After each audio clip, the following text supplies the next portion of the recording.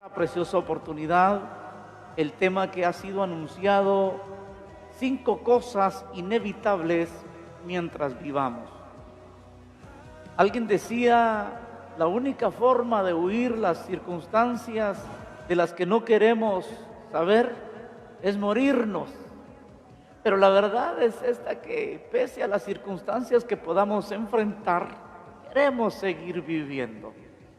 Quizá en su listado o por su mente podrán pasar muchas otras cosas que inevitablemente tendremos que cruzar mientras estemos en esta vida.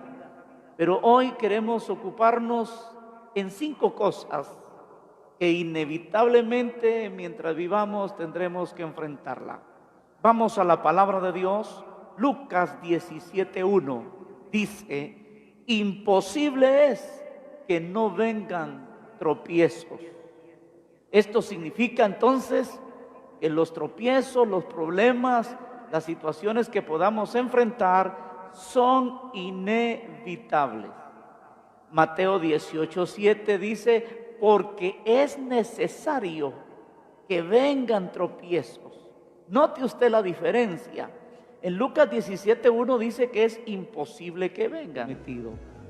Parece ser que ahí sí no tenemos mayor problema y admitimos que inevitablemente no podemos impedir que situaciones difíciles nos aquejen en la vida. Pero el 18:7 de Mateo dice diferente, que es necesario que vengan los tropiezos. Y parece ser que ahí es donde si chocamos y pudiéramos decir, bueno, que es inevitable, lo admito fácilmente, pero que el Señor diga que son necesarios los tropiezos. Entonces dije, según Lucas 17:1, imposibles que no vengan tropiezos, significa que son inevitables. Por aparte, Mateo 18:7 que dice, porque es necesario que vengan tropiezos. Ya esto significa que ayudan a la formación y desarrollo del carácter. No podemos negar que las cosas difíciles que hemos cruzado en la vida son las cosas que han probado nuestro carácter, o han desarrollado o han fortalecido nuestro carácter. Dije, el tema que nos ocupa hoy entonces es 5 cosas inevitables mientras vivamos. Prepare su corazón. Quizá usted tenga que tomar notas, pero veremos una a una estas 5 cosas. Yo no sé con cuál usted se va a identificar. Le voy a mencionar cuáles son esas 5 cosas que analizaremos en este estudio. Número 1, cosas inevitables: los problemas, las ofensas, que el tiempo pase, las equivocaciones y la muerte. 5 cosas. Ahora analicémoslas una a una. En primer lugar, la primera cosa inevitable mientras vivamos son los problemas. Sean estos económicos, físicos o de salud, sean estos familiares, emocionales o espirituales. Los problemas, dije, pueden ser económicos, físicos o de salud, familiares, emocionales y espirituales. Pero a veces se da la situación. Alguien decía, el problema cuando el ser humano en sí mismo es un problema. Jesús dijo de esto entonces que imposible es que no vengan tropiezos, que no vengan problemas. Ahora, los problemas o te enseñan o te amargan. ¿Qué lo va a determinar? Nuestra actitud. Dije, los problemas o te enseñan en la vida o te amargan la vida. ¿Qué lo determina? Dijimos, la actitud que tomemos. Recuerde que estamos tratando el tema 5 cosas inevitables mientras vivamos. Y estamos viendo en primer lugar los problemas. Entonces, ¿Cuál es nuestra actitud ante los problemas? ¿Sabe algo? Hay cosas que yo digo que no debieran darse. No entre personas civilizadas, no entre personas educadas, no entre personas cuerdas, no entre personas bien formadas, no debiera darse. Pero escuche esto, resulta que se da. Y aquí está el asunto. Si solo nos enfocamos, es que esto no debe darse, y menos entre cristianos. Esto no tiene por qué darse. Si solo nos enfocamos en eso, el problema se va a agudizar. Entonces note que no debe darse, ya lo hablamos, pero aquí está la situación, se da. Lo que usted y yo nos hemos trazado, aquello que no debe de darse, resulta que se da. Y en efecto, hay cosas que no debieran de darse, pero resulta que se dan. Ahora, ¿qué vamos a hacer? Enfrascarnos y decir, no, es que esto no tiene por qué estar sucediendo. No, esto no tiene por qué darse conmigo. No, esto no tiene que suceder. Si solo nos enfocamos en eso, la situación se va a agravar. Tenemos que admitir entonces que hay situaciones que no deben darse, pero aquí está el problema, se dan. ¿Qué nos toca? Enfrentarlos. Ahora, note, hay problemas que nos buscan y hay problemas que nosotros los buscamos. ¿Sabe cómo es esto? Yo lo he comparado cuando el Señor Jesús iba en la barca con sus discípulos. Mientras Jesús dormía, dice la Biblia, se levantó una tormenta, una tempestad que azotaba la nave, la barca en que Jesús y sus discípulos iban. Y parecía ser que aquella tormenta iba a hundir la barca. Ahora, yo encuentro en la Biblia que súbitamente aquella tormenta se desató y la barca, dice la Biblia, que estaba en medio del mar. Ahora hay otro caso, otra tormenta de la que habla la Biblia, en el libro del profeta Jonás. Cuando Jonás, Dios le dijo que fuera a Nínive y se dispuso a ir a Tarsis, y para huir, según él, de la presencia del Señor, abordó una barca. ¿Y qué pasó cuando esa barca estaba en alta mar?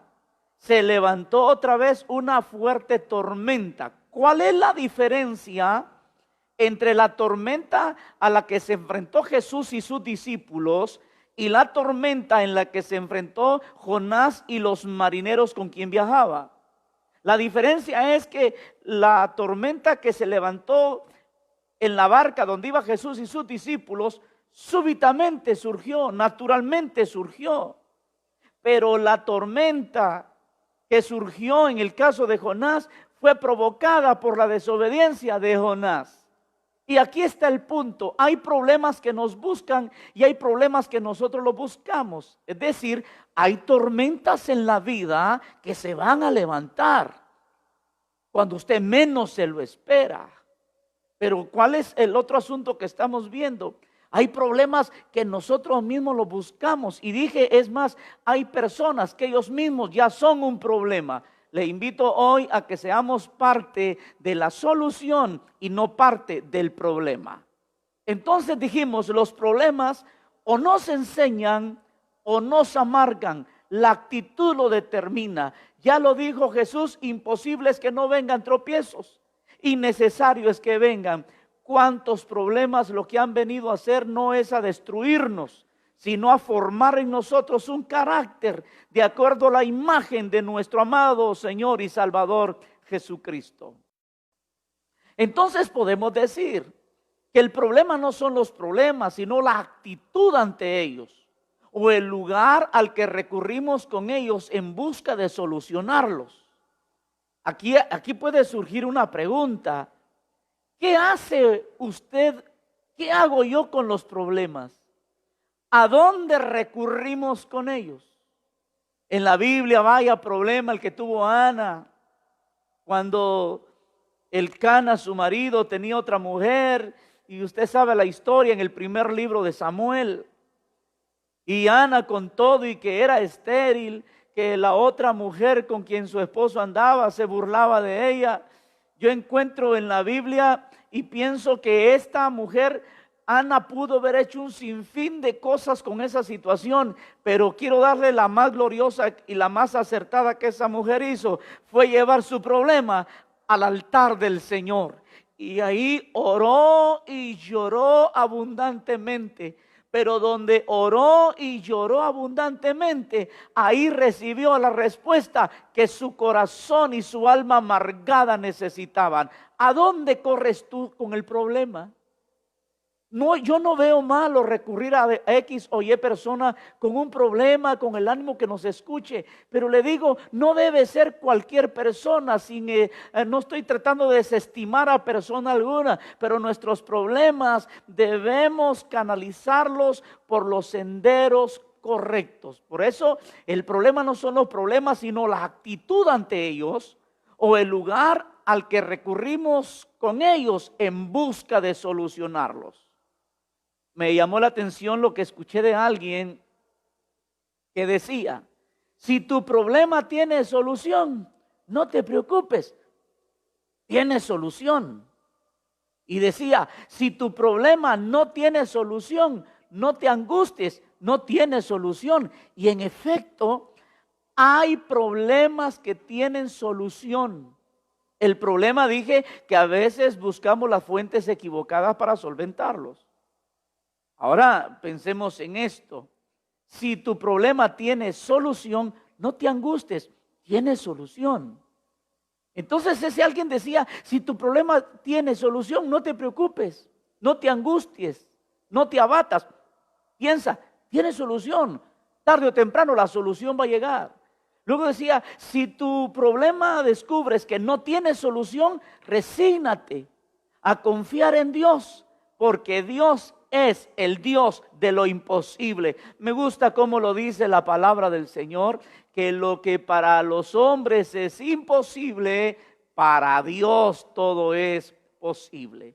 Entonces dijimos, la primera de las 5 cosas inevitables mientras vivamos es tener que enfrentarnos a los problemas. Vaya, dígame, ¿quién en esta vida no se ha encontrado con un problema difícil? Dije, sea problema económico, físico, de salud, sea un problema familiar, sea un problema emocional o sea un problema espiritual. A todos nos abaten los problemas.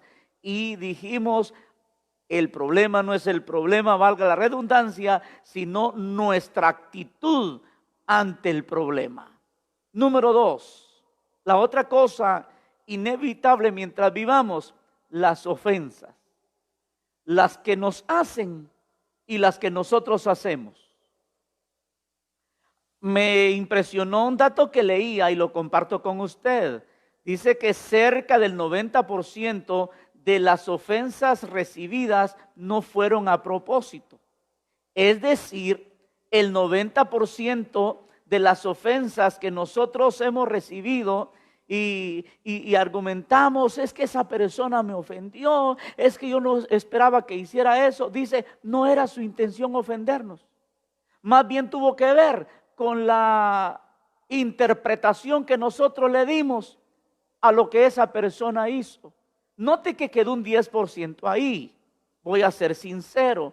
También hay personas que profesamente se dedican a ofender a los demás.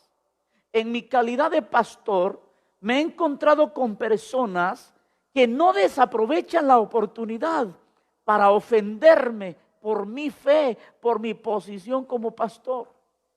Pero las ofensas, dije, las que nos hacen y las que hacemos. Si tú quieres que pasen por alto tus ofensas, aprende tú a pasar por alto las ofensas que te hacen a ti, porque aquí en la vida se nos va a cumplir la ley de la siembra y la cosecha. Tú quieres que te pasen por alto tus ofensas, pero muchas veces tú no quieres pasarle las ofensas por alto a los demás. Entonces, recuerde esto. Muchas veces decimos, es que el fulano o sutano me ofendió de mala manera. Puede que no era su intención. Puede que ni siquiera cuenta se dio que te ofendió. Y para mientras eso, tú vives amargado, tú vives resentido por lo que esa persona te hizo o te dijo. Y repito, quizá esa persona está dentro del 90% de los que no querían ofenderte, pero tú le malinterpretaste. Y sabes, hoy tú le malinterpretas a alguien y consideras una ofensa lo que te dijo o lo que te hizo. La ley de la siembra y la cosecha enseña que mañana tú puedas decir algo con lo cual otro se ofenda y creerá que tú le ofendiste, y en tu corazón diga: no fue mi intención ofenderle. Entonces aprendamos en esta noche: todos estamos expuestos a ofender a los demás, aun cuando no es nuestra intención, o que los demás nos ofendan. Y digo, aún si la intención de aquella persona es ofendernos, tenemos que aprender a manejar eso. ¿Sabe por qué? Si alguien nos ofende y no era su intención, esa persona no se va a sentir mal. Es más, ni cuenta se dio. De la misma manera, la persona que te ofende decididamente y pensadamente, como lo hizo a propósito, esa persona se siente bien. ¿Y sabes qué dice? Me salí con el gusto de decirle una verdad. Es otra de las cosas que yo siempre he dicho. Me molesta cuando sé de personas que aducen no tener, dicen ellos en su forma de hablar, pelos en la lengua para decirle una verdad a alguien. Escucha este consejo. La verdad, por mucho que te la adornen, te va a ofender. Porque a la verdad es algo a lo que los seres humanos comúnmente rehuimos. Entonces, ¿qué estoy tratando de decirte? Estoy tratando de decirte que seamos muy cuidadosos, porque aunque lo que vayamos a decir es una verdad, la verdad hay que saber decirla. ¿Sabes qué dice la Biblia? Que nuestras palabras sean con gracia, sazonadas con sal. ¿Qué cuidado debemos tener entonces? Aun cuando lo que le vas a decir a alguien es una verdad, debes ser muy cuidadoso como dices esa verdad. Entonces, ¿qué estamos tratando de decir? Las ofensas van en dos direcciones, bien las que nos hacen o las que nosotros hacemos, pero es inevitable el ser ofendidos. Ahora veamos aquí. Aunque hay que tomar en consideración lo que dice Santiago 3:2. Escuche, porque todos ofendemos muchas veces. Y agrega Santiago, si alguno no ofende en palabra, este es perfecto. ¡Ah, qué cosa tremenda! Ahora veamos la Escritura Sagrada. ¿Cómo dice Santiago 3:2? Todos ofendemos. ¿Sabe usted cuánto es todos? Todos. Y no lo dice el pastor, lo dice el escritor Santiago por dirección, iluminación e inspiración del Espíritu Santo. Porque todos ofendemos. Aquí nos vamos todos, hermano. Y recalco, aun cuando tu intención no sea ofender, la Biblia dice, todos ofendemos. Y oiga lo que dice, y muchas veces. ¿Qué te parece? Todos ofendemos y a todos nos ofenden.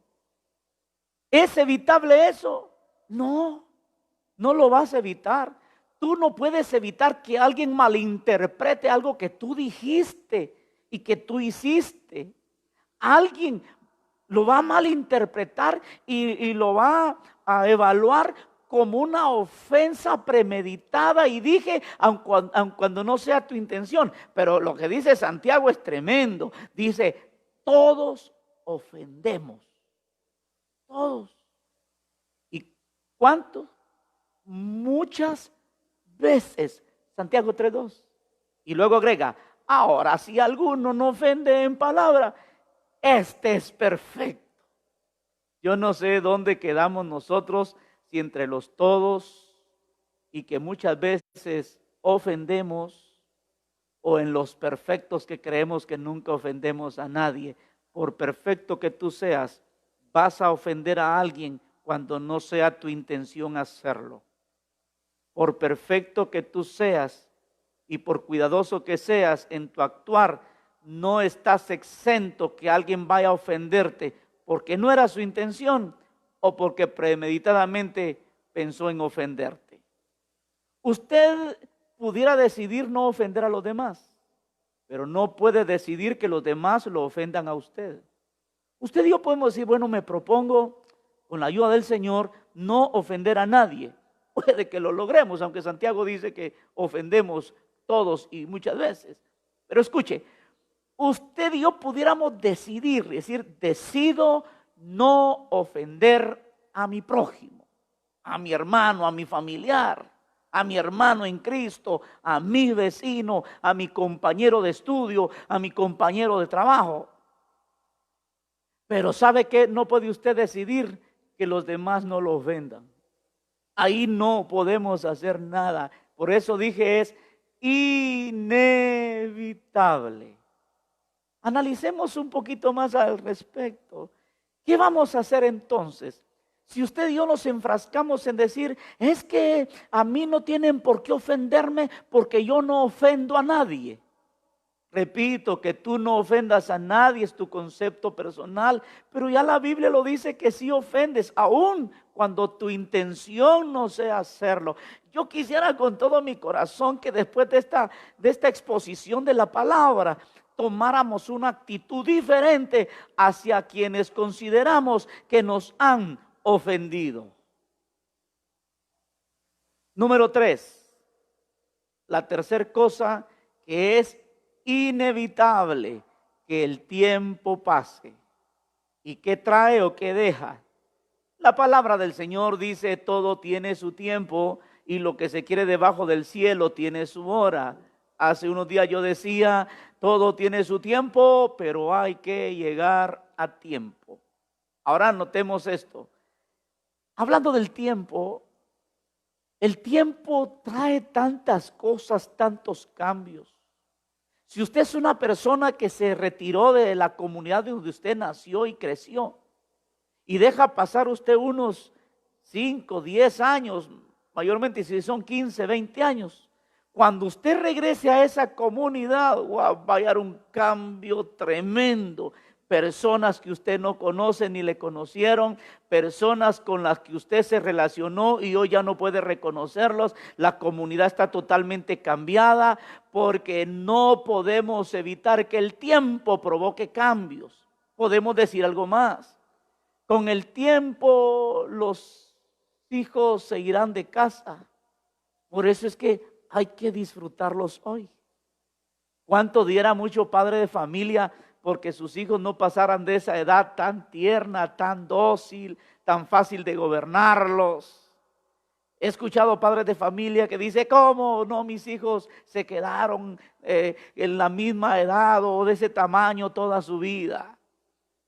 Personas que en su momento han dicho, ¿cómo no viene el Señor Jesucristo ahorita que mis hijos están pequeños? ¿A qué le temen? A que el tiempo va a transcurrir y los cambios de conducta, los patrones de conducta harán acto de presencia en sus hijos, que el tiempo pasa y los hijos se irán de casa. Pero algo más tremendo que pasa con el tiempo es que envejecemos.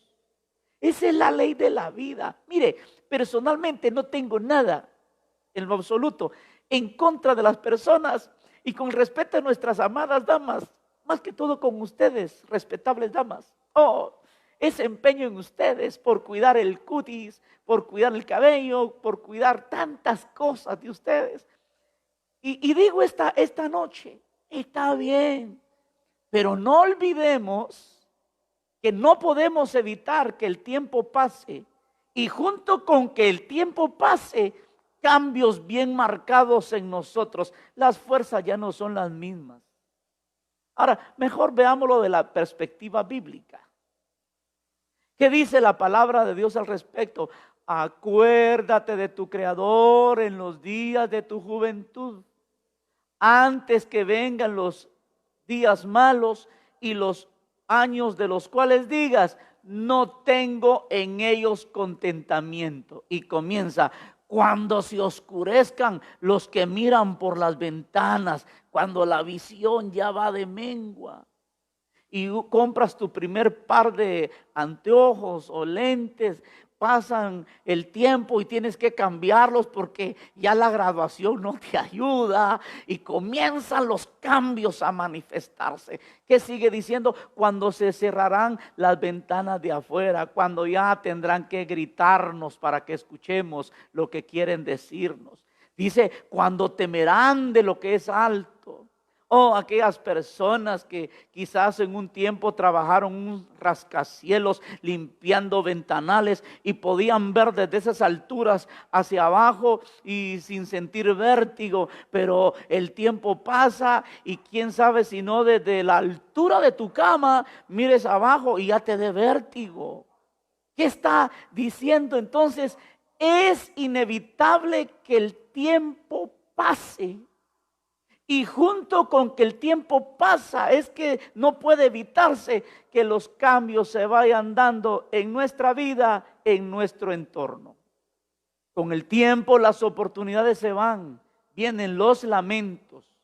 ¿Qué lamentos? El no haber ayudado al prójimo cuando pudimos. El no haber ahorrado. El no haber preguntado cosas a nuestros abuelos. El no haber valorado a nuestros padres como debimos haberlos valorado.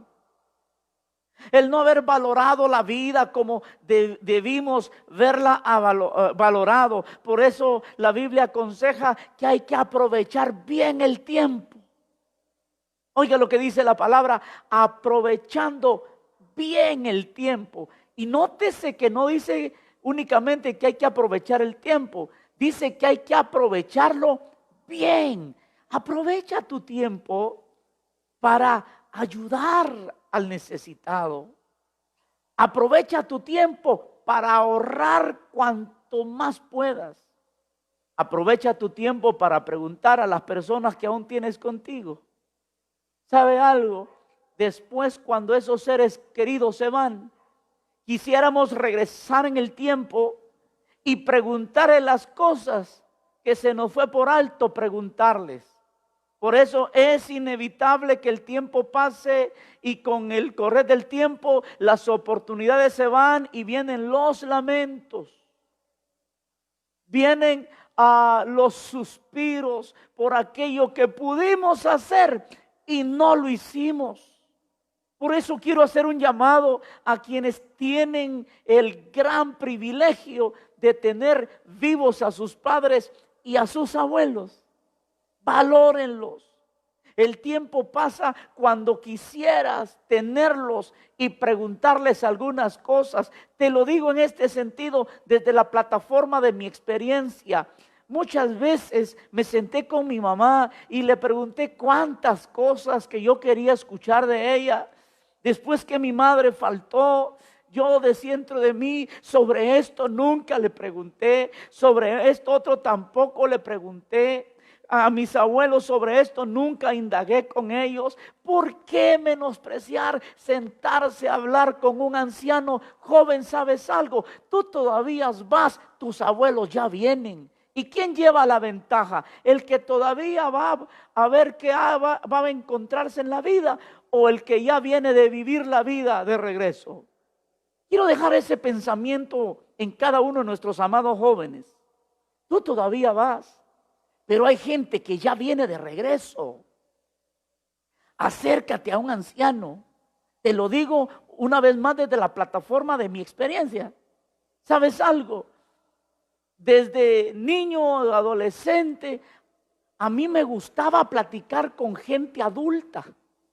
Y recuerdo que siendo yo muy joven, aprendí cosas de gente anciana y las compartía. Y hubo quien me dijo, vos, ¿por qué platicar con vos? Es como sentarse a hablar a un viejito, hablar.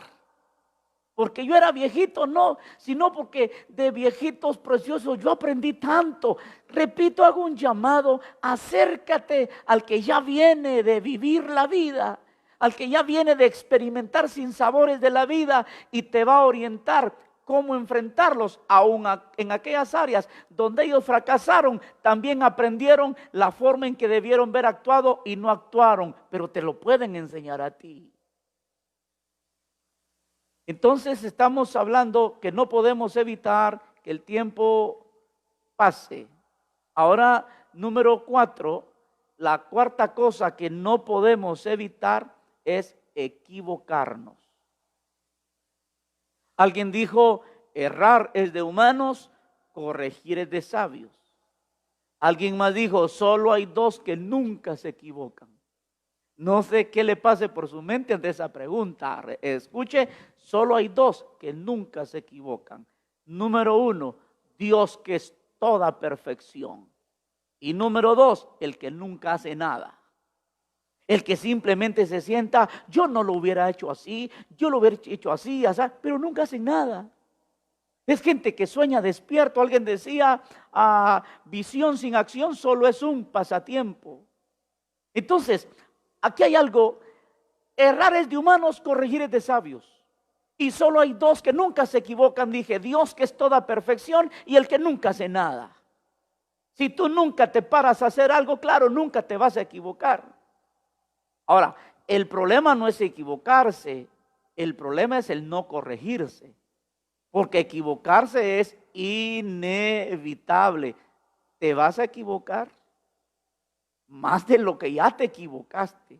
Nos vamos a equivocar más de lo que ya nos equivocamos. Entonces, el problema no es equivocarse, sino el no corregir esas equivocaciones, esos errores, esos hierros que hemos cometido.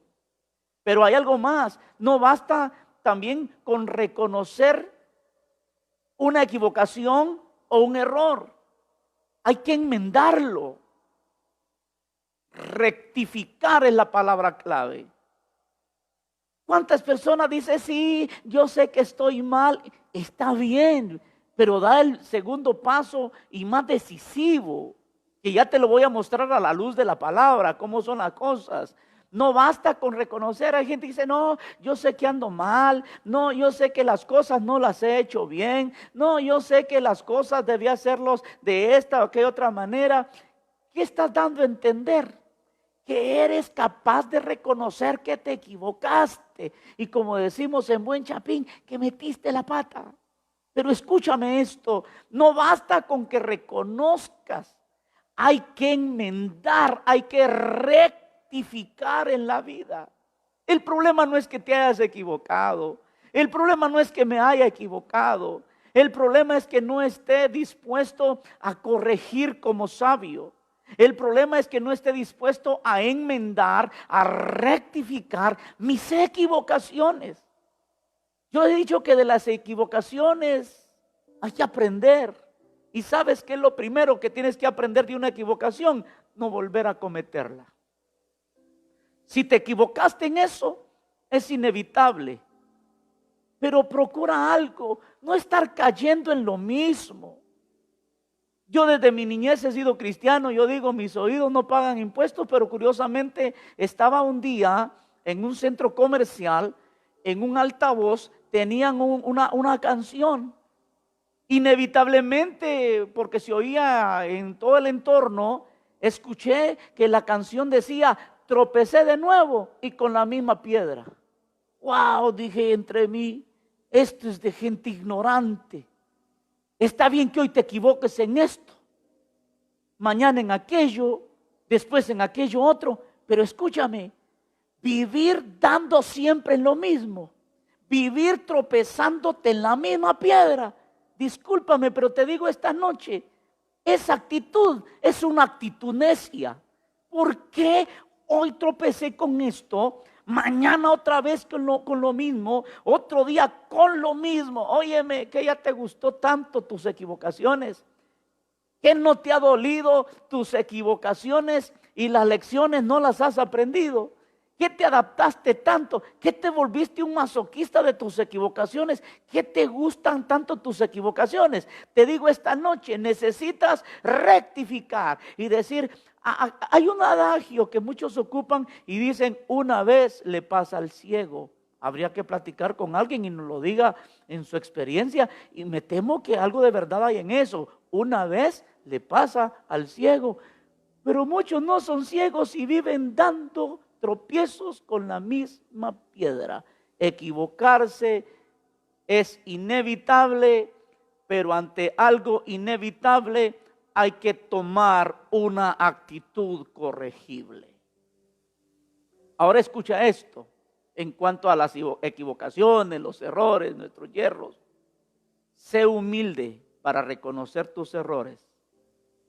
Sé inteligente para aprender de ellos y sé maduro para corregirlos. 3 demandas hay en esta declaración. Se demanda humildad, se demanda inteligencia y se demanda madurez. Dije, humildad para reconocer que te equivocaste. Inteligencia para aprender de tus equivocaciones. Y madurez para corregirlos, enmendarlos o rectificarlos. Te lo repito, sé humilde para reconocer tus errores. Sé inteligente para aprender de ellos. Sé maduro para corregirlos. 3 demandas: humildad, inteligencia y madurez. Ahora tenemos que ver esto así. 2 opciones ante las equivocaciones o errores: reconocerlos o justificarlos. Este es el otro problema. Hay gente que por un lado no quiere reconocer que se equivocó, se niega a admitir que se equivocó. Finalmente alguien con mucha destreza lo convence que se equivocó. Dice, oh, está bien, agacha la cabeza y dice, sí, me equivoqué. ¿Cuál sería el tercer paso que tendría que dar? Corregirlo o enmendarlo. Pero a veces el tercer paso no es ese el que dan, sino que comienzan a justificarse. Ahora lo llevo a la Biblia. El hijo pródigo es un buen ejemplo a tomar. El hijo pródigo ante sus equivocaciones. ¿Qué equivocaciones? 1, exigirle a su padre que le diera su herencia. 2, abandonar su casa. ¡Ay, qué error más grande! 3, tomar a bien llevar una vida desordenada, de vicios, de malas juntas. Vaya, mire todo lo que pasó a este muchacho. Las amargas experiencias, se le acabó la plata que se había llevado de su casa y siguen las amargas experiencias. Viene la experiencia del abandono, las personas que le ayudaron a comerse su herencia y fue a parar apacentando cerdos. Ahora, ¿cuál fue la actitud de este muchacho ante el hecho de que se había equivocado al irse de su casa, al huir de la autoridad de sus padres? Quiera Dios, muchacho, estés oyendo esto. Pero el hijo pródigo se fue de su casa, se fue huyendo de la autoridad paternal, dejó a los suyos, tomó una mala forma de vivir y de ahí le vinieron las amargas experiencias. Pero ¿cuál fue la actitud que este muchacho tomó? Allá en la posilga, allá entre los cerdos, aquí está la clave.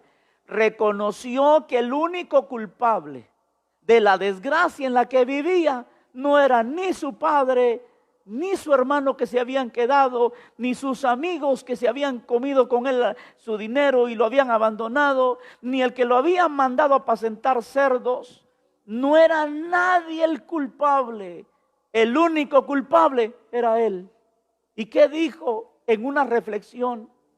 ¿Cuántos trabajadores, jornaleros, peones en la casa de mi padre comen pan en abundancia? Y yo aquí siendo hijo en esta posilga. Y oiga lo que dijo: me levantaré e iré a mi padre y le diré, pecado contra el cielo y contra ti, recíbeme como el último de tus jornaleros, no soy digno de ser hijo tuyo. Eso lo pensó, pero no solo lo pensó, dice la Biblia, y levantándose, porque no solo hay que quedarse lamentándose, decir, qué mala pata la mía, este hombre con el que me casé, esta mujer con la que me casé, esta situación que estoy viviendo. No, el hijo pródigo no solo se quedó lamentándose, dice, y levantándose, acción, vino a su padre. Y la Biblia dice que su padre lo recibió. En 2 palabras, ¿qué hizo el hijo pródigo? reconocer y humillarse. Acto seguido, hay una tercera, tomar acciones. Fue a su padre y su padre fue movido a misericordia. Mire, de todo lo que se estaba perdiendo. Pero ¿qué lo llevó a disfrutar aquello de lo que se estaba perdiendo? Reconocer que se había equivocado y con humildad aceptar que la solución era ir a pedir perdón. Si tan solo esas dos actitudes tomaran muchas personas, su vida ya hubiera tenido un cambio radical. Reconozcamos que hemos fallado. Con humildad busquemos enmendarlos. Ahora veamos otro ejemplo bíblico, Adán y Eva. Y vaya qué equivocación que arrastraron con su problema a toda la raza humana. Por eso Pablo dice que en Adán todos mueren. Y que el pecado entró por un hombre y pasó a toda la raza humana. Miren qué problema nos metió Adán y Eva. Pero aquí está el punto. ¿Cuál fue la actitud de Adán y Eva ante su equivocación, ante su error? Tan claro que les dijo Dios: de todos los árboles del campo pueden comer. Escuche, si Dios les hubiera dicho: miren, solo de este coman, de ahí de ninguno de los demás, el asunto fuera otro. Pero no, solo les prohibió uno. Les dijo: después de este, coman de todos, menos de este. Usted sabe la historia desde el libro del Génesis. ¿Y qué encontramos aquí? Un Dios que desciende para encarar a Adán y a Eva sobre su error, sobre su equivocación. Pero lejos de tomar la actitud del hijo pródigo, comenzaron a justificarse. Dios le dice: Adán, ¿qué fue lo que hiciste? ¿Comiste del fruto prohibido? Parece ser que la pregunta de Dios como que fuera de un Dios que no conocía. Sí conocía. Dios conoce tu proceder y el mío. ¿Sabe por qué nos pregunta? No porque Él ignore. ¿Sabes por qué nos pregunta? Porque quiere oír de nuestros labios nuestra sinceridad. Y Dios quiere oír de Adán la sinceridad. Adán, ¿dónde estás tú? Dios sabía dónde estaba, porque Él es omnisciente. Adán, ¿qué fue lo que hiciste? Dios sabía lo que Adán había hecho. ¿Comiste del árbol que te dije que no comieras? Fue la otra pregunta. Y dice a Adán: sí, Señor, comí. Pero ¿sabes por qué comí? Por culpa de la mujer que me diste. Oh, le digo algo. Las excusas son tan antiguas como la raza humana misma. Pregunto, ¿acaso valió ante Dios la excusa, la autojustificación de Adán?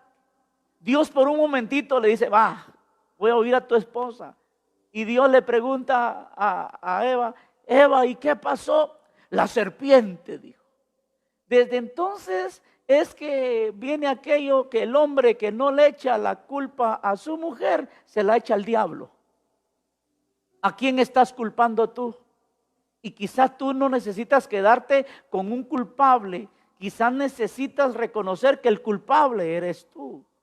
Pero la actitud de Adán y Eva fue justificarse. ¿En qué paró la actitud del hijo pródigo? En que el padre le armó una fiesta, le puso un anillo, es decir, le devolvió la autoridad, le puso un vestido nuevo, significa le cubrió su vergüenza. Miren qué paró. En una tremenda fiesta, en una algarabía, a alguien que reconoció sus equivocaciones y que aprendió humildemente a pedir perdón. Pero ¿en qué paró el caso de Adán y Eva?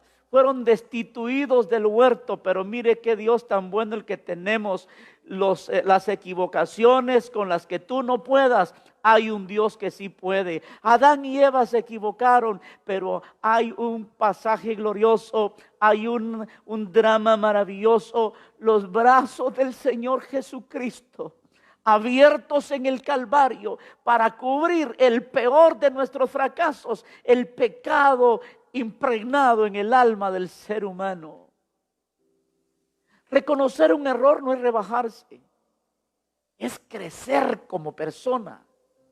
Escúcheme esto: de los errores el malvado culpa a Dios, que dice la Biblia, el hombre por su necedad tuerce su camino, después contra Dios se revela su corazón. De sus errores el malvado le echa la culpa a Dios, el necio se la echa a los demás, el religioso se la echa al diablo, el ignorante se la echa a la mala suerte y el sabio se culpa a sí mismo.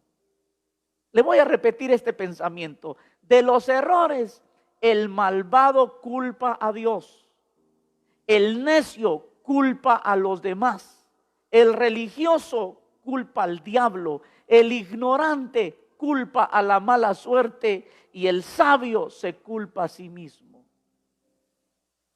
Así es de que aquí solo cabe la oración del publicano: sé propicio de mí, Dios, porque soy pecador. No tomemos la actitud del fariseo. Asumamos nuestra responsabilidad ante los errores, ante los fracasos que hemos sufrido. ¿A causa de qué? A causa de nuestras equivocaciones. Y por último, número 5, la otra cosa que es inevitable, la muerte. Oiga lo que dice Eclesiastés 8:8: no hay hombre que tenga potestad sobre el espíritu para retener el espíritu, ni potestad sobre el día de la muerte, y no valen armas en tal guerra. ¿Con qué armas te vas a defender de la muerte? Podrás defenderte de tu prójimo si bien cabe la situación, pero dime, ¿cómo te vas a defender de la muerte? Porque para que tú y yo enfrentemos la muerte, no precisa que una persona nos prive la existencia. Para cruzar por el umbral de la muerte, en un segundo se nos puede ir la vida. Por eso escucha 8:8 de Eclesiastés: no hay hombre que tenga potestad, es decir, poder, dominio, autoridad sobre el espíritu para retener el espíritu. Como quien dice, no me muero y se acabó. Tú no puedes decir eso. Tú no puedes decir, me voy a morir cuando yo quiera. Me voy a morir cuando yo disponga. Me voy a morir cuando esté listo, cuando esté preparado, cuando haga esto, cuando haga aquí, cuando haga allá. No, no hay potestad en el hombre para retener el espíritu. Y dice, ni potestad sobre el día de la muerte. El día, mi amado, que nos toque, nos toca. Dice, y no valen armas en tal guerra. Tú puedes entablar una guerra con la muerte. Solo dime qué armas piensas ocupar en contra de ella. Aparte de eso, sobre el tema de la muerte, comúnmente nadie quiere hablar. Pero Hebreos 9:27 es bien enfático. Dice, de la manera que está establecido. Esa palabra establecido significa decretado, legislado. Que el hombre muera una sola vez. Oh, estamos sentenciados a muerte. Lejos que no te sentencia a muerte un ser humano, todo modo Dios nos tiene sentenciados a todos. Y de la manera que está establecido para los hombres, que mueran una sola vez. Después de ello viene el juicio. Ahora, la muerte nos puede llegar en cualquier momento. Es inevitable. Y como tal, nos puede llegar cuando todo va bien. No creas que la muerte precisamente puede llegar cuando te va a dar la patada. No, cuando todo va bien, nos puede sorprender la muerte. Cuando a muchos les iba de lo mejor, artistas del cine y la televisión, deportistas destacados, tuvieron que irse de esta vida cuando estaban en la cúpula de la fama, cuando todos le sonreían en la vida, cuando multitudes le esperaban para ovacionarlo y para aplaudirle. Las noticias han anunciado la muerte de grandes personalidades cuando todo les iba bien. Pero también la muerte puede llegar cuando todo va mal. Es más, la muerte puede llegar cuando estemos gozando, se supone, de la mejor salud, o estemos cruzando por la peor de las enfermedades. Por ejemplo, en el ambiente humano se dice que las personas más saludables son los deportistas. Solo indague usted cuánto un club deportivo paga por tomar o adoptar a un deportista.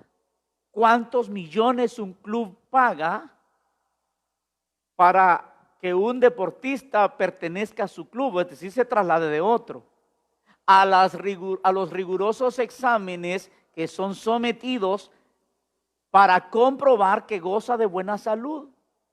En una frase, la gente más saludable se supone son los deportistas.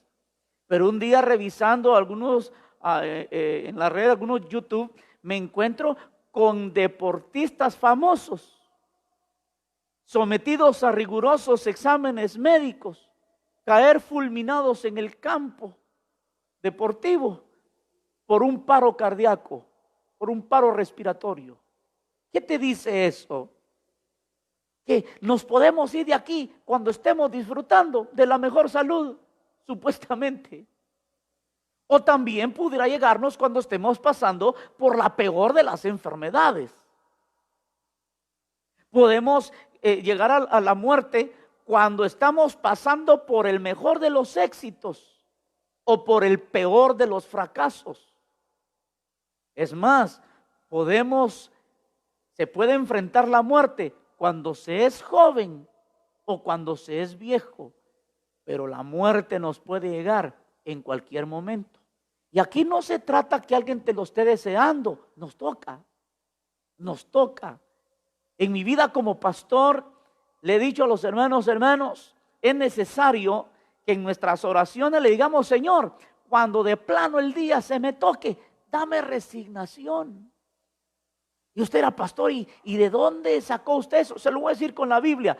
Cuando el apóstol Pablo estaba no enfermo, no viejo en extremo, pero sí encarcelado por causa del evangelio en Roma, escribiéndole a su hijo en la fe, Timoteo, le dice las siguientes palabras: porque yo ya estoy para ser sacrificado y el tiempo de mi partida está cercano. ¿Qué le está diciendo Pablo a Timoteo? Hijo, ya poco falta para que yo me vaya de esta tierra. ¿Sabe qué encuentro yo en las palabras del apóstol Pablo? Una total resignación. Pero aquí viene lo tremendo. ¿En qué se basaba la resignación de Pablo?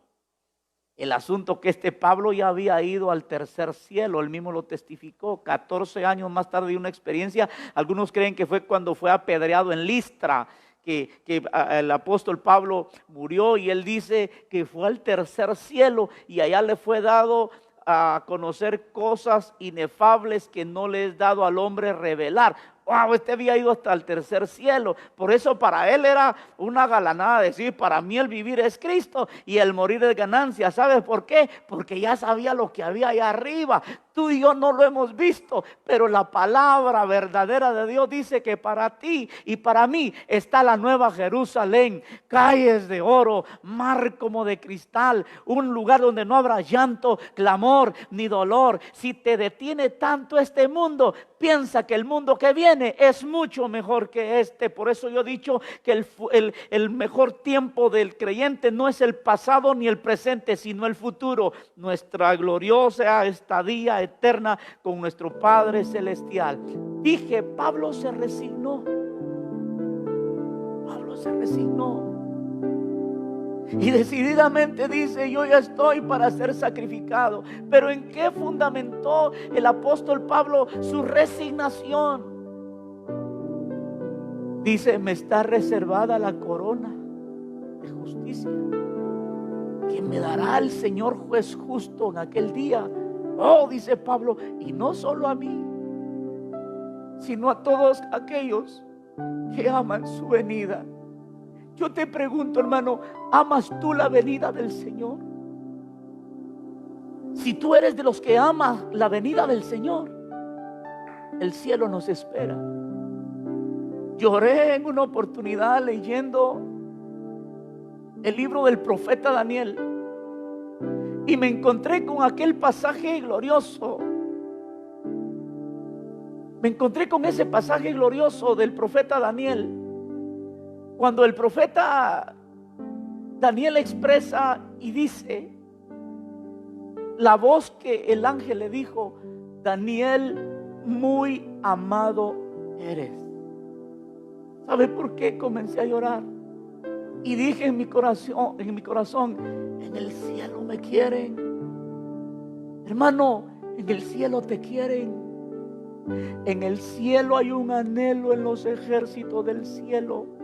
El día que tú y yo lleguemos a la presencia del Señor, la muerte es inevitable.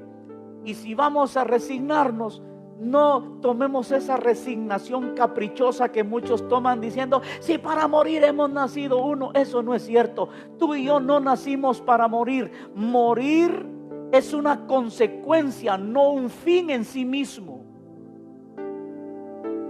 Dije, morir no es un fin, es un fin. No es un fin en sí mismo, es una consecuencia. ¿Qué dice la Biblia? La paga del pecado es la muerte, y que todos vamos a morir. Es una sentencia a causa del pecado. Pero los que nuestros pecados han sido redimidos por la sangre de Cristo, la muerte solo es el puente para llegar al hogar eterno. Si en un momento el pensar que vas a morir te abate, te angustia, resígnate. Pero dije, no en esa actitud caprichosa: si para morir hemos nacido. ¿Sabes quiénes nacieron para morir? Los animales. Nacen, crecen, se reproducen y mueren, porque el animal tiene un alma terrenal. Tú y yo, aparte de tener cuerpo y alma, tenemos espíritu, y eso es lo que marca la diferencia entre los animales y nosotros: el espíritu. Que dice la Biblia que cuando alguien muere, el espíritu va a Dios, quien lo dio. Entonces, estoy diciéndote esta noche: la muerte es inevitable. Pero me gusta cuando leo el Salmo 116:15: estimada es a los ojos de Jehová la muerte de sus santos. En mi vida de pastor, que duro, una vez una hermana anciana, llegué para estar con ella en su lecho de dolor. Recuerdo que cuando me acerqué, me pidió mi mano y me la tomó. Y llorando me dijo: pastor, ayúdeme. ¿Sabe qué me estaba diciendo? Pastor, no me deje morir. ¿Qué podía hacer yo? Ahí a mi mente vino Eclesiastés 8:8: nadie tiene poder sobre el día de la muerte, ni de la mía, tampoco de la de otro. Pero no obstante, también he estado en el lecho de la muerte de hermanos que me han dicho: pastor, no le diga al Señor que me sane, dígale al Señor que me lleve, porque yo ya estoy listo, porque ya viví, ya serví a mi Señor. La enfermedad me está consumiendo, pero pastor, mi alma, estoy listo para estar en los brazos de mi Señor. La muerte es inevitable, pero sí puedes evitar las consecuencias eternas de la muerte. No podremos evitar la muerte física, salvo el arrebatamiento de la iglesia, pero sí podemos evitar las consecuencias eternas después de morir. Hay cosas que pueden ser evitables, hay cosas que son inevitables. El problema no son las cosas a las que nos enfrentamos en la vida, sino cómo las enfrentamos. La actitud es la clave. Déjeme terminar esta noche diciendo: los problemas, las ofensas, que el tiempo pase, las equivocaciones y la muerte, estas 5 cosas en sí no son el mayor problema, sino nuestra actitud ante ellos. ¿Tienes problemas y no los puedes solventar? Dios es el Dios de lo imposible. ¿Te han ofendido? El perdonar la ofensa es la mejor medicina. El tiempo ha pasado y ha provocado cambios en tu vida. Dale gracias a Dios. No te quejes por los años de vida que tienes. No digas: ya me hice viejo. Dale gracias a Dios que viviste. Te abaten las equivocaciones, reconócelo y enmiéndalos. Te abate el pensar que vas a morir. Si mueres en Cristo es ganancia. Yo quiero decirte esta noche, estas 5 cosas son inevitables. Y he venido recalcando esto. Tu actitud determina en qué van a ir a parar tus problemas, las ofensas recibidas, el tiempo que ha pasado, tus equivocaciones y cuando tengas que enfrentar la muerte. Yo quiero que oremos en esta noche al Señor. ¿Sabes por qué me quebranta esta palabra? Porque esto me hace entender lo débil que yo soy, lo incapaz que yo soy. Pero ¿sabes qué me trae también y me quebranta? Que si estoy en pie, la respuesta solo es una: la misericordia de mi Señor. Padre, yo te doy gracias en esta noche. Por favor, hermano, quiero que estés orando conmigo ahí a la distancia. Esta oración es crucial que tú y yo la hagamos. Señor, ponemos delante de ti nuestras imposibilidades. Lo imposible de tener que enfrentarnos a problemas. Lo imposible de tener que enfrentarnos a las ofensas. Lo imposible de tener que enfrentarnos al transcurso del tiempo. Tener que enfrentarnos a las equivocaciones y tener que enfrentarnos un día a la muerte. Pero esta noche, Señor, no he hablado por mi propia cuenta, he respaldado con tu palabra estas 5 cosas. Y no sea mi palabra sino la tuya. Que si esta noche con tu palabra, Señor, un corazón fue tocado, que toda la gloria sea para ti. Yo te pido en esta noche, Señor, en el nombre de Jesús, que derrames sobre nosotros tu gracia. Dios Todopoderoso, por mis hermanos a la distancia, por toda esa gente linda, Señor, que se ha conectado con nosotros, y a través de este medio, Señor amado, poder llevar el mensaje de vida y esperanza. Señor Dios Todopoderoso, esta es tu palabra, y tu palabra tiene poder para redarguir, para enseñar, para corregir, para instruir, para preparar al hombre para toda buena obra, a fin de que el hombre esté enteramente preparado. Señor amado, gracias por haberme dado el privilegio de ser el vaso que tú quisieras usar para transmitir este mensaje. Bendigo a todos los que están viendo esta transmisión y escuchando este mensaje. Señor, les bendigo en el nombre de Jesús. Y proclamamos en esta hora, Señor, que tú eres bueno y que para siempre es tu misericordia. Muchas gracias, Señor, en el nombre de Jesús. Amén. Que el Señor les bendiga. 5 cosas inevitables mientras vivamos: los problemas, las ofensas, que el tiempo pase, las equivocaciones y la muerte. Que el Señor les bendiga, es el anhelo de mi corazón. Hermanos allá en los Estados Unidos, gracias por estar en sintonía con nosotros. Hermanos que viven en el interior del país, hermanos en la ciudad capital, qué bendición. Hermanos, repito, de nuestra Asamblea de Dios, el Edén Tiucal, que el Señor les bendiga, les ama en Cristo su pastor, y mis oraciones al Señor es que su gracia bendita nunca falte de sobre ustedes y sobre sus hogares. Feliz noche y que el Señor les bendiga.